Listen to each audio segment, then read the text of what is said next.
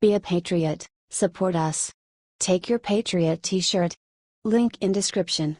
Thank you and God bless you and America. Trump steps off plane in Florida for Easter. Look what's right behind him. President Donald Trump landed in Palm Beach, Florida on Thursday night to spend Easter weekend at Mar-a-Lago with his family. Daily Mail reported that Melania and Barron flew to Palm Beach separately from Donald Trump in a different government jet, landing minutes after he did. The duo flew in from New York City, as Barron just had his last day of school before his spring vacation. Liberals are furious at Melania for flying separately, as the cost of her trip on the government aircraft is being estimated at $100,000 in tax dollars. Even Judicial Watch President Fitton thinks the Trumps are going a bit overboard in spending taxpayers' money on their travel plans. Taxpayers are on the hook for each trip.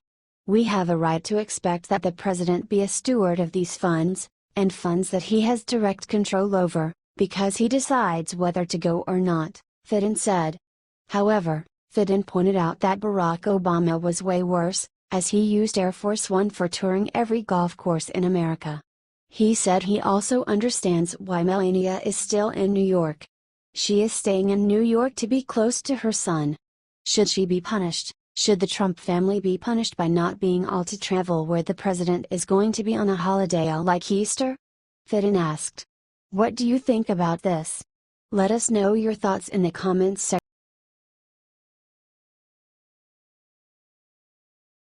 Paul Ryan tries to block border wall, Trump fires back with this. This week, House Speaker Paul Ryan blocked funding for Donald Trump's border wall for 2017. Now, President Trump has fired back with an appearance on Fox News. Trump told Fox Business host Maria Bartiromo that he is still going to build the wall this year, and that he is already in the process of going through designs for it. They say we aren't going to build a wall. We're going to build the wall 100%, Trump said. In fact, we've had hundreds of bidders. We've seen the 10 top designs and we're going to be making a decision very shortly. This came after Border Patrol President Brandon Judd spoke out to slam Ryan for trying to block the funding to the wall. There is a report this morning that Speaker Paul Ryan is suggesting that Congress delay border wall funding until next year, Fox News host Stuart Varney said to Judd on Wednesday. What do you say about that? I disagree, Judd flatly responded, according to the Daily Caller. President Trump promised he was going to secure the border, and part of securing the border is putting in place the proper technology and resources that allows us to be successful. A border wall in strategic locations is one of those things that must get done. He went on to criticize both the Obama administration and Ryan for politicizing the security of this nation. I think that's sad, he continued. President Trump has come in and has not politicized it. He's said he's going to secure the border, and he's done exactly what he's said he would do. What do you think about this? Let us know your thoughts in the comments section.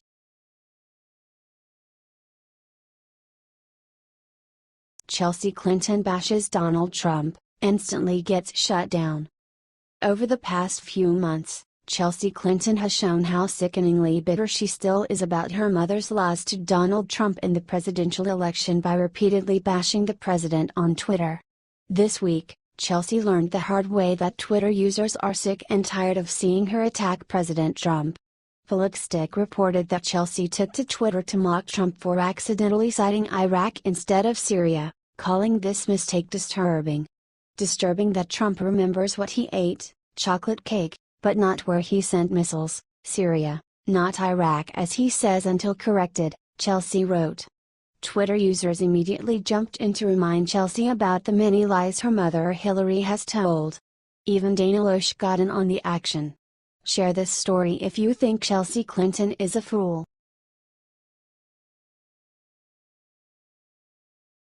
Melania Trump steps off plane in Florida, look what happened next. President Donald Trump and his wife Melania arrived in Palm Beach, Florida on Thursday as they prepare to spend Easter weekend at their Mar-a-Lago estate. A massive crowd appeared at the airport to greet and support the Trumps when they landed. This comes as Melania is frantically trying to plan Monday's White House Easter egg roll. Mercury News reported that the Easter egg roll is a major event that is planned and executed by the First Lady and her team. In the past, First Ladies have been judged on how well they have acclimated to their position based on the success of the Easter egg rolls event, so Melania is likely extremely nervous right now. It's the single most high-profile event that takes place at the White House each year, and the White House and the First Lady are judged on how well they put it on, said Melinda Bates, who organized 8 years of Easter egg rolls as director of the White House Visitors Office under President Bill Clinton.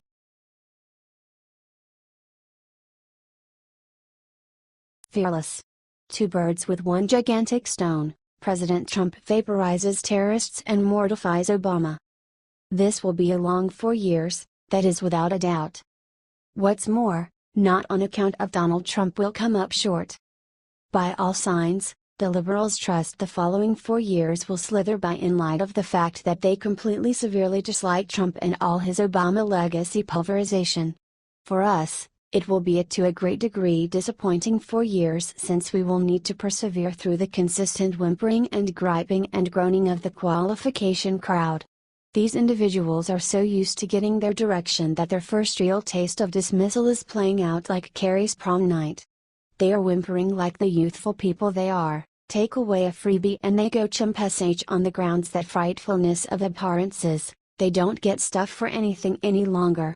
What's more, let us not overlook that regardless of what number of individuals follow OFF unemployment, regardless of how far the obligation is diminished, regardless of what number of expense dollars are brought into the administration coffers in light of the fact that duties have been lessened, regardless of what number of wars we remain out of, regardless of what number of good exchange arrangements and cancellation of enterprise controls convey back organizations to the U.S., and regardless of how safe the boulevards in our inward urban areas move toward becoming or the fringe, regardless of how well our streets and extensions are kept up, and regardless of what number of terrorist plots are turned away, and so forth, and so on.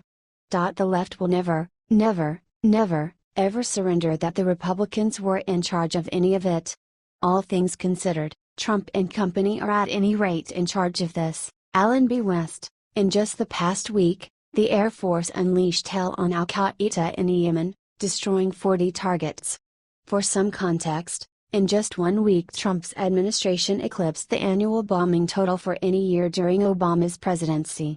According to Foreign Policy magazine, under the previous administration, approval for strikes came only after slow-moving policy discussions, with senior officials required to sign off on any action.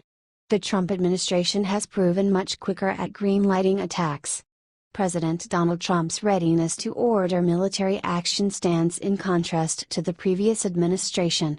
When Obama's National Security Advisor Susan Rice ran the policy-making process, stuff moved like molasses through the National Security Council, much to the frustration of military planners at U.S. Central Command. A former senior defense official, who spoke on condition of anonymity, told Foreign Policy.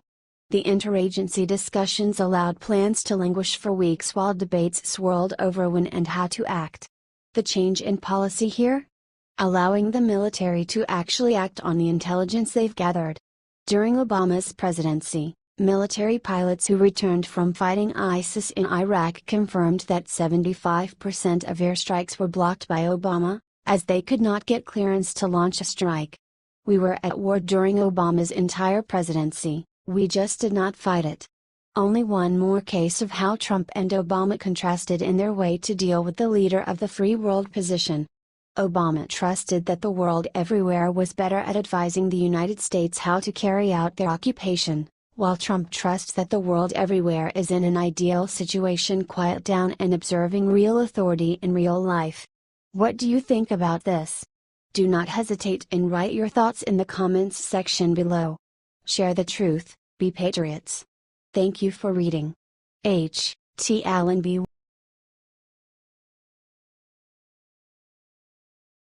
Fox News makes devastating announcement about O'Reilly, fans revolt.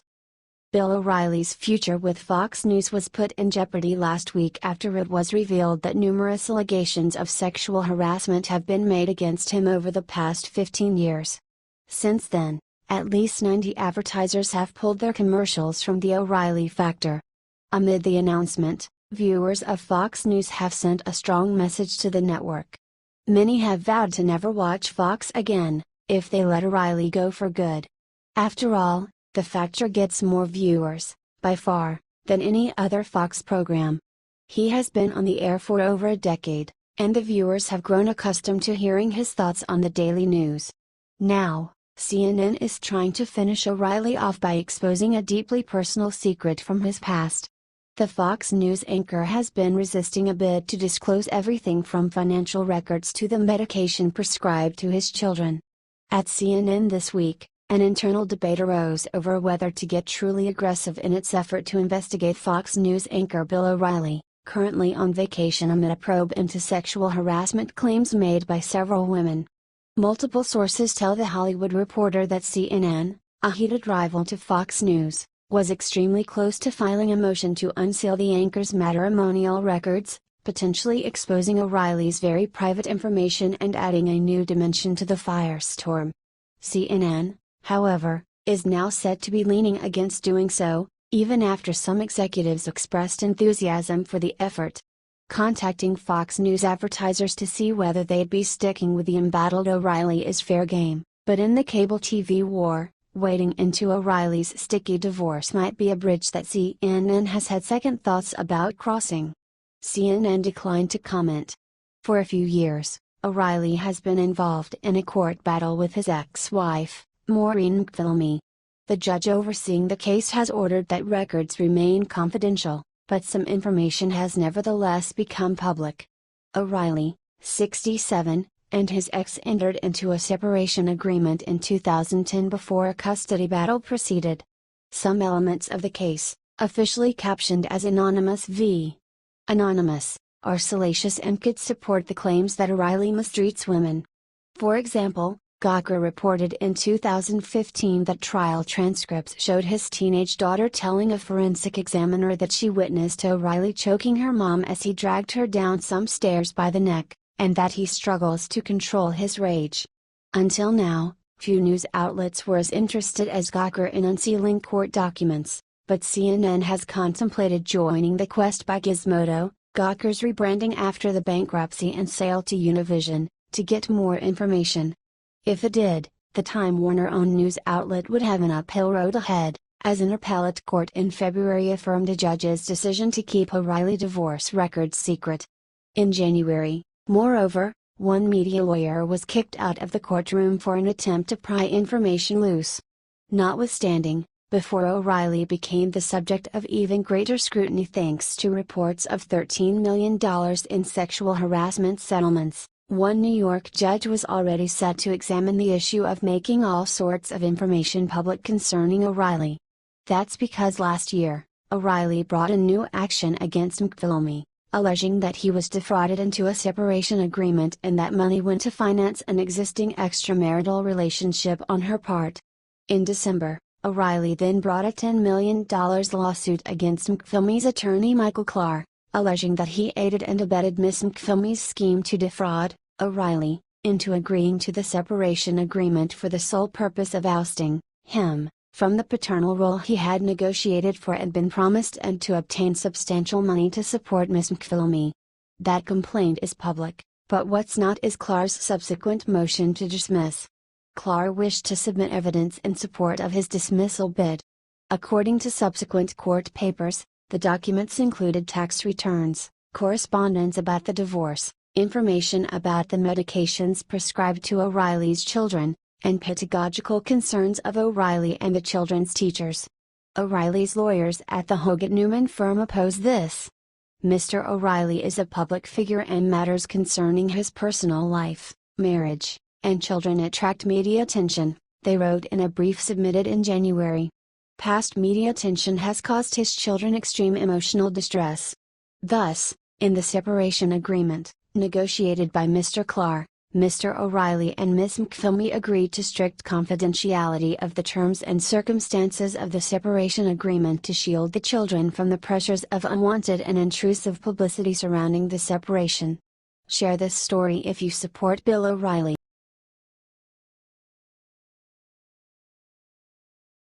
Welfare Queen's EBT card is rejected, watch what she does next. During Barack Hussein Obama's sham of a presidency, he allowed millions of people to go on welfare and freeload off of hard-working taxpayers. Under Obama, food stamp recipients went up by 10.7 million people according to data released by the Department of Agriculture, USDA. In this video, an entitled welfare queen tries to use her EBT card in a gas station. The cashier then informs her that her card is not working, meaning she can't use her welfare dollars to make her purchase. The woman immediately throws a massive temper tantrum, destroying the store as she realizes she won't be able to freeload anymore. "We guess you'll have to go out and get a job, lady." Share this story if you think she got what she deserved.